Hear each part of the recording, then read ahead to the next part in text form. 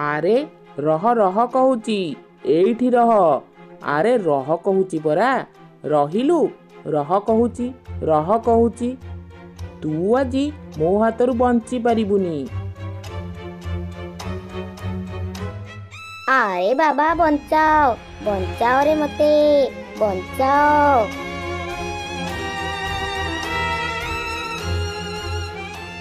ଆରେ ରହ, ତୁ ଆଜି ବଞ୍ଚି ପାରିବୁନି। ତୁ ଯାଇପାରିବୁନି। ରହ ରହ।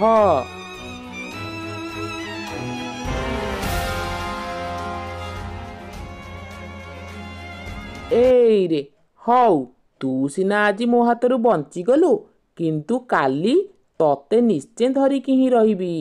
ତୁ ମୋ ହାତରୁ ଆଉ ବଞ୍ଚି ପାରିବୁନି।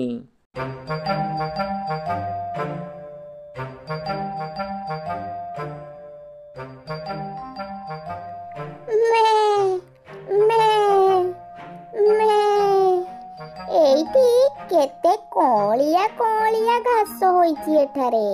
ହଁ ସାଙ୍ଗ, ଠିକ କହିଛି। ଚାଲ ପେଟ ଭର୍ତ୍ତି କରି ଘାସ ଖାଇବା। ହଁ ହଁ ସାଙ୍ଗ, କଅଁଳିଆ ଘାସ ଦେଖି ଆଖି ବୁଜିକି ଖାଇଲେ ହେବନି, ଚାରିଆଡ଼କୁ ନଜର ରଖିବାକୁ ପଡ଼ିବ।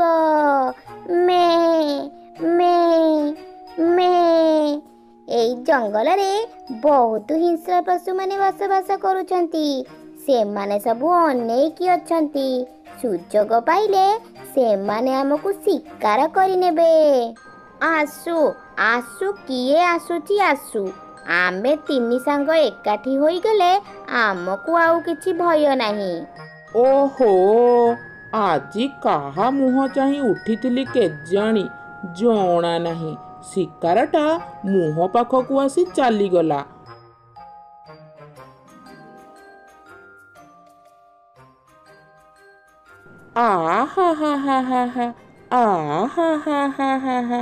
ପୁରା ଗୁଦୁଲୁ ଗାଦୁଲୁ ହେଇଛି। ଏଇ ତିନୋଟି ଛେଳି ମତେ ଆଜି ଦେଖିବାକୁ ମିଳିଲା।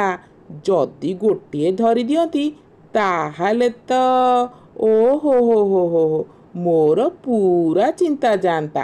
ହା ହା ହା ହା ହା, ଓହୋ ହୋ ହୋ ହୋ ହୋ ହୋ। ଆରେ ଆରେ, ପଳାରେ ସମସ୍ତେ, ପଳାରେ। ଶିଆଳ ଆସିଛି, ଶିଆଳ। ପଳେଇବୁ କୁଆଡ଼େ ମ? ତତେ ତ ମୋ ପେଟ ଭିତରକୁ ଯିବାକୁ ପଡ଼ିବ ନା। ପଳେଇଲେ କିଛି ଲାଭ ନାହିଁ ସାଙ୍ଗ, ଆହୁରି ଆମର ଶକ୍ତି ହିଁ କମିଯିବ। ହଁ ହଁ, ଠିକ କଥା କହିଛ ସାଙ୍ଗ। ଚାଲ, ଆମର ଯୋଉ ମୁନିଆ ସିଂହ ଅଛି ସେଥିରେ ଶିଆଳର ପେଟକୁ ଭୁସିଦେବା। ଓରେ ବାପ ରେ ବାପ, ଏଇ ସିଂହ ଯଦି ମୋ ପେଟ ଭିତରେ ପଶିବ ତାହେଲେ ଏପଟେ ପଶି ପୁରା ସେପଟେ ବାହାରିବ।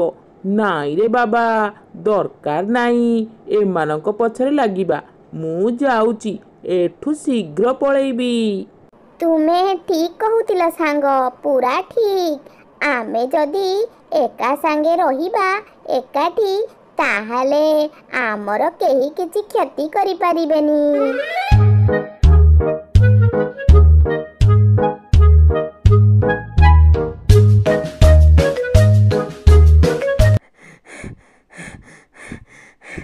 ଓରେ ବାପ ରେ ବାପ, ଲାଗିଲାଣି ଆଜି ମତେ ଖାଲି ପେଟରେ ରହିବାକୁ ହିଁ ପଡ଼ିବ। ହେଲେ ଖାଲି ପେଟରେ କେମିତି ରହିବି ଯେ? କିଛି ଗୋଟେ ମତେ କରିବାକୁ ପଡ଼ିବ। ହେଲେ କ'ଣ କରିବି, କ'ଣ କରିବି? ହଁ, ଉପାୟ ପାଇଛି ପାଇଛି। ସେ ତିନିଟା ଯାକ ଛେଳି ଯେ ପର୍ଯ୍ୟନ୍ତ ଏକା ସାଙ୍ଗେ ଥିବେ ତାଙ୍କ ଉପରେ କିଛି ବି କରିହେବନି। ତାହେଲେ କ'ଣ କରିବି, କ'ଣ କରିବି? ହଁ, ଏମିତି କଲେ ହେବ। ଏ ଉପାୟଟା ଯଦି କାମ ଦେବ ତାହେଲେ ତିନୋଟି ଯାକ ଛେଳିକି ମୁଁ ଆରାମରେ ପାଇପାରିବି। ସେ ତିନି ଜଣଙ୍କ ଭିତରେ ଫାଟ ସୃଷ୍ଟି କରି ସେମାନଙ୍କୁ ଅଲଗା କରିବାକୁ ପଡ଼ିବ। ତାପରେ ହି ହି ହି ହି ହି ହା ହା ହା ହା ହା, ତାପରେ ଦେଖିବି କିଏ ମତେ ଅଟକେଇବ।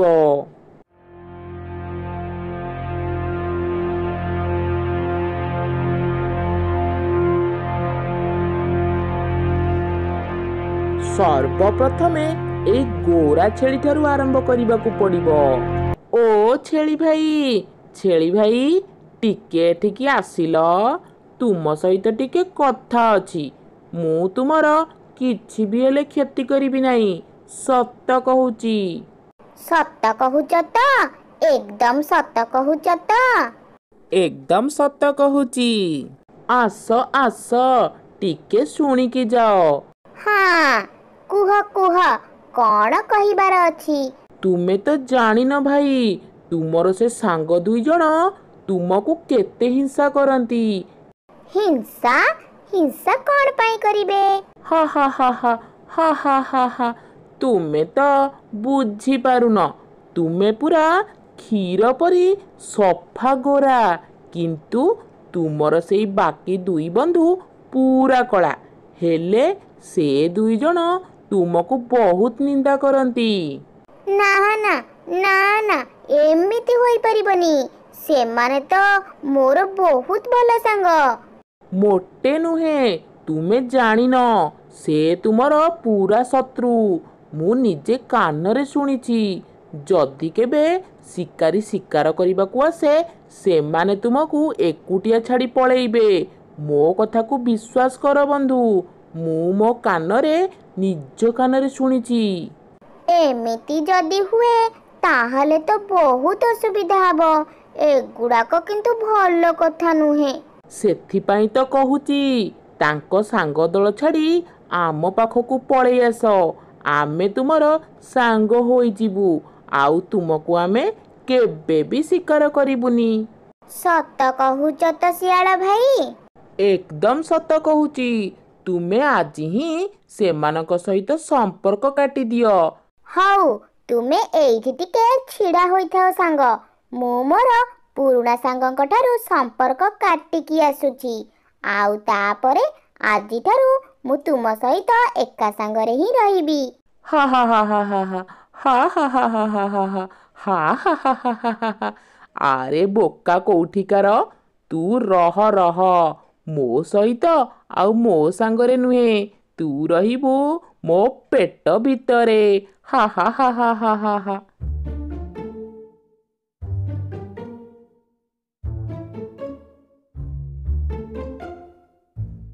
କିରେ ସାଙ୍ଗ, ଏତେ ସମୟ ତୁ କୋଉଠି ଥିଲୁ? ମେ ମେ, ଆମକୁ ଛାଡ଼ି ତୁ ଏକା ଏକା ଘାସ ଖାଇବାକୁ ଯାଆନା। ସେ ବାଜ୍ୟ ଶିଆଳକୁ ଜମା ବିଶ୍ୱାସ ନାହିଁ। ମେ ମେ, ମୁଁ ଶିଆଳକୁ ଜମା ଭୟ କରେ ନାହିଁ, କାରଣ ଆଜିଠାରୁ ଶିଆଳ ମୋର ଭଲ ସାଙ୍ଗ। ସିଏ ବନ୍ଧୁର ବିପଦରେ ଛିଡ଼ା ହୁଏ, ଆଉ ତୁମମାନଙ୍କ ପରି ବନ୍ଧୁର ବିପଦରେ ତାକୁ ବିପଦକୁ ଠେଲି ଦିଏନି। ଏସବୁ ତୁ କଣ କହୁଛୁ ସାଙ୍ଗ? ଆମେ ତ ଏସବୁ କଥା କିଛି ବୁଝିପାରୁନୁ। ଆଜିଠାରୁ ତୁମେମାନେ ଆଉ ମୋର ସାଙ୍ଗ ନୁହଁ, ମୋର ନୂଆ ସାଙ୍ଗ ହେଲା ଶିଆଳ। ମୁଁ ଗାଈ ପରି ଗୋରା ବୋଲି ତୁମେମାନେ ମୋତେ ହିଂସା କର। ମୁଁ ଚାହେଁନି ଏଭଳି ସାଙ୍ଗ ରଖିବାକୁ, ମୁଁ ଜମା ଚାହେଁନି। ଆମେ ବି ଚାହୁଁନୁ ତୋ ଭଳି ସାଙ୍ଗ। ଯା ଯା ଯା, ତୁ ଯାଇ ସେ ଶିଆଳ ସହିତ ରହ। ହଁ, ଯା ଯା, ଯୋଉଦିନ ତତେ ଧରି ସେ ଖାଇବ ସେଇଦିନ ଯାଇ ବୁଝିବୁ। ଆରେ ଏଇଟା ଖାଦ୍ୟଟା ତ ମୋ ଆଡ଼କୁ ଆପେ ଆପେ ଚାଲି ଆସୁଛି। ସକାଳଠାରୁ ଏ ପର୍ଯ୍ୟନ୍ତ କିଛି ବି ହେଲେ ପେଟରେ ପଡ଼ିନି। ଆସିଯା, ଜଲ୍ଦି ଜଲ୍ଦି ଆସିଯା, ମୁଁ ଆଉ ଅପେକ୍ଷା କରିପାରୁନି। ମେ, ମୁଁ ଆସିଯାଇଛି ସାଙ୍ଗ, ଆସିଯାଇଛି। ମୁଁ ମୋ ପୁରୁଣା ସାଙ୍ଗଙ୍କ ଠାରୁ ସମ୍ପର୍କ କାଟି ଦେଇ ଆସିଛି। ଆଜିଠାରୁ ତୁମେ ମୋର ସାଙ୍ଗ ହେଲ, ନୂଆ ସାଙ୍ଗ। ହା ହା ହା ହା ହା ହା ହା ହା ହା ହା ହା ହା ହା ହା। ହଁ ହଁ, ସାଙ୍ଗ ହେଲି ସାଙ୍ଗ। କଣ ହେଲା ସାଙ୍ଗ, ତୁମେ ଏମିତି କଥା କଣ କହୁଛ? ନା, ମାନେ ସକାଳଠାରୁ ଖାଲି ପେଟରେ ଅଛି ତ, ଆଉ ବେଶୀ ସମୟ ରହିହେବନି। ହଁ, ଚାଲ ଆଜିଠାରୁ ଆମେ ଏକା ସାଙ୍ଗରେ ଖାଇବା ଆରମ୍ଭ କରିବା। ମୁଁ ଘାସ ଖାଇବି, ଆଉ ତୁମେ? ଆଉ ମୁଁ ଖାଇବି ତତେ। ଆରେ ବୋକା ଛେଳି, ଏଇଟା ତ ମୋର ଗୋଟେ ଚାଲ ଥିଲା ତତେ ତୋ ସାଙ୍ଗଙ୍କ ଠାରୁ ଅଲଗା କରିବା ପାଇଁ। ନହେଲେ ତତେ ମୁଁ କେମିତି ପାଇଥାନ୍ତି ଆଉ ତତେ କେମିତି ଖାଇଥାନ୍ତି? ଆରେ ମେ ବଞ୍ଚାଅ ସାଙ୍ଗ ବଞ୍ଚାଅ, ମତେ ବଞ୍ଚାଅ, ମତେ ବଞ୍ଚାଅ, ବଞ୍ଚାଅ, ମତେ ବଞ୍ଚାଅ ସାଙ୍ଗ, ମତେ ବଞ୍ଚାଅ, ମେ ମେ ମେ ମେ ବଞ୍ଚାଅ, ମେ। ଆରେ ଶୁଣୁଛୁ, ଆମ ସାଙ୍ଗ ବିପଦରେ ପଡ଼ିଛି ରେ ଭାଇ। ଆରେ ସିଏ ତ ଆଉ ଆମର ସାଙ୍ଗ ନାହିଁ, ତା କଥା ବୁଝିବା ଦରକାର ନାହିଁ, ବୁଝିଲ? ସାଙ୍ଗ ଯଦି ଭୁଲ କଲା ତାହେଲେ ଆମେ ବି କ'ଣ ଭୁଲ କରିବା କି? ଚାଲ ସାଙ୍ଗ ଚାଲ, ଆମର ଆଉ ଗୋଟିଏ ସାଙ୍ଗ ବିପଦରେ ପଡ଼ିଛି, ଜଲ୍ଦି ଚାଲ। ହଁ, ପୁରା ଠିକ୍ କହୁଛୁ, ଚାଲ ସାଙ୍ଗ। ବଞ୍ଚାଅ, ବଞ୍ଚାଅ ସାଙ୍ଗ, ମତେ ବଞ୍ଚାଅ।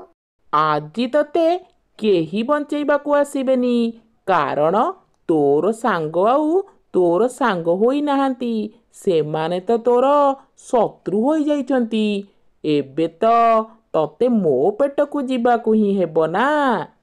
ଏଇ ତ ମୋ ସାଙ୍ଗମାନେ ଆସିଗଲେଣି। ଆରେ ସାଙ୍ଗ, ମତେ ବଞ୍ଚାଅ, ବଞ୍ଚାଅ ସାଙ୍ଗ। ହଁ ସାଙ୍ଗ, ତୋର ଆଉ କିଛି ଭୟ ନାହିଁ, ତୁ ଭୟ କର ନାହିଁ, ଆମେମାନେ ଆସିଯାଇଛୁ। ଓରେ ବାପ ରେ ବାପ, ଏମାନେ ତ ଦଳ ହୋଇଗଲେ, ଏମାନେ ତ ପୁରା ମିଶିଗଲେ। ହଁ ହଁ ହଁ ହଁ, ଏବେ ବୁଝିଲି ସାଙ୍ଗ, ଏଇଟା ଶିଆଳର ଗୋଟେ ଚାଲ ଥିଲା।